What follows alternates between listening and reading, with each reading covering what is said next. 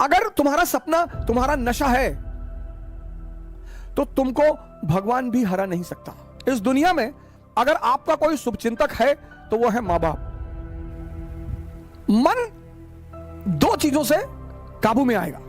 बहुत सारे लोगों को महत्वाकांक्षा और जीवन यापन में फर्क ही नहीं पता। किसी गाने में अमिताभ बच्चन जी के बोल हैं कि नशा शराब में होता तो नाचती बोतल। एम्बिशन एक नशा है, वो जिसको हो जाए।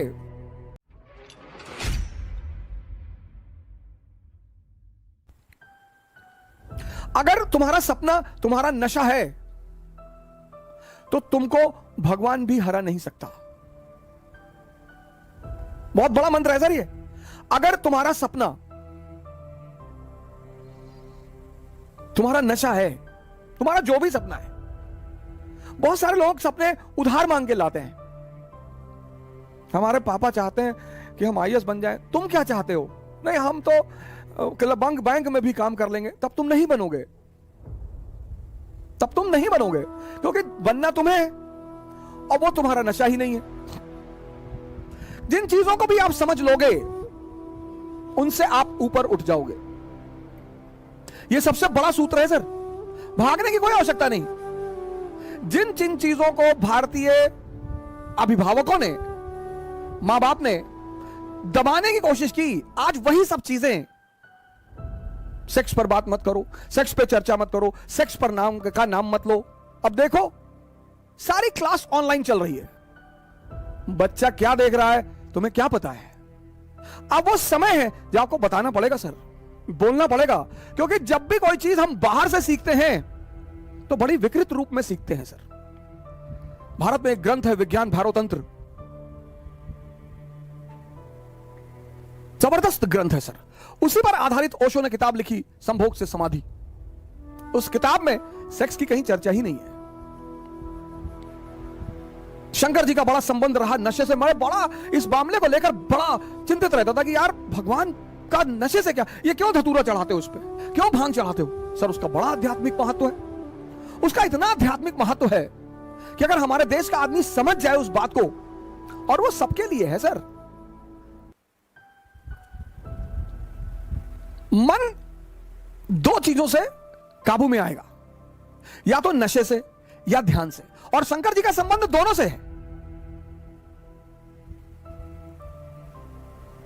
मजेदार बात देखिए, प्रथम योगी माने जाते हैं विश्व के, ब्रह्मांड के। मन जो है वो दो चीजों से काबू में आएगा, एक तो नशे से। पर नशे से वो कुछ समय के लिए आएगा। कुछ समय के लिए आपको दुनिया का सारा दर्द भुला देगा, 4 घंटे 5 घंटे 6 घंटे, लेकिन 6 घंटे बाद वो फिर जिंदा हो जाएगा और दर्द हो जाएगा। फिर जब और दर्द हो जाएगा तो व्यक्ति फिर और नशे की तरफ भागेगा। फिर ऐसा हो जाएगा कि वो नशा उसे मार डालेगा। तो वो नशा, वो धतूरा, वो भांग, वो गांजा, ये जितनी भी नशे की चीजें हैं, ये भोलेनाथ पे चढ़ाई जाती है कि प्रभु ये तुम ले लो और ध्यान हमको दे दो। भारतीय संस्कृति के सुपरस्टार है सर, सुपरस्टार।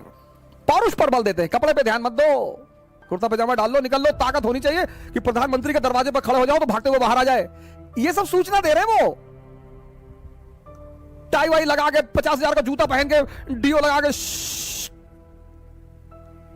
क्लर्क के सामने जाके खड़े हो कि विधायक जी से मिलना है। वो बैठा है, विधायक जी से मिलना, विधायक जी बिजी है। पता लगा विधायक जी अंदर दहला पकड़ खेल रहे हैं। बहुत सारे लोग जीवन यापन के साधन ढूंढ रहे हैं, एम्प्लॉयमेंट के साधन ढूंढ रहे हैं। बहुत सारे लोगों को महत्वाकांक्षा और जीवन यापन में फर्क ही नहीं पता। महत्वाकांक्षा एक नशा है।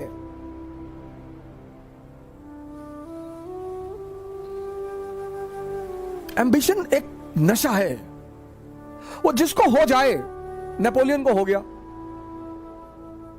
किसी गाने में अमिताभ बच्चन जी के बोल हैं कि नशा शराब में होता तो नाचती बोतल। सब छोटे मोटे नशे हैं सर, बहुत छोटे मोटे नशे।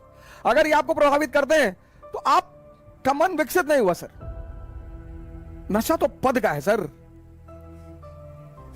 आप ये चेक कर लीजिए आपको जीवन में नशा किस चीज का है। अगर इन छोटी मोटी चीजों का है तो आप रह जाएंगे फिर वहीं पे। आप अपना नशा भी चेक करिए सर।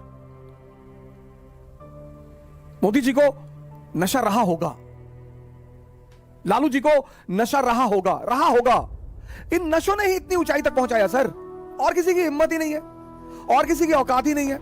नशा होना चाहिए सर। मुलायम सिंह यादव जी इतनी ऊंचाई तक पहुंचे, मायावती जी इतनी ऊंचाई तक पहुंची। किसका राजनीतिक करियर कैसा रहा वो एक अलग चीज है, लेकिन जब भी कोई सामान्य व्यक्ति असामान्य कार्य करता है तो वो नशे में ही रहा होगा। यहां लोग उठ नहीं पाते, या बड़े सारे लोग मेरे पास आते हैं, कहते हैं कि सर सुबह नींद नहीं खुलती। तो कौन कहता है सपने देखने के लिए? जब सपना देखो तो एक चीज चेक करो कि तुम्हारे अंदर उस सपने को लेकर नशा है या नहीं है।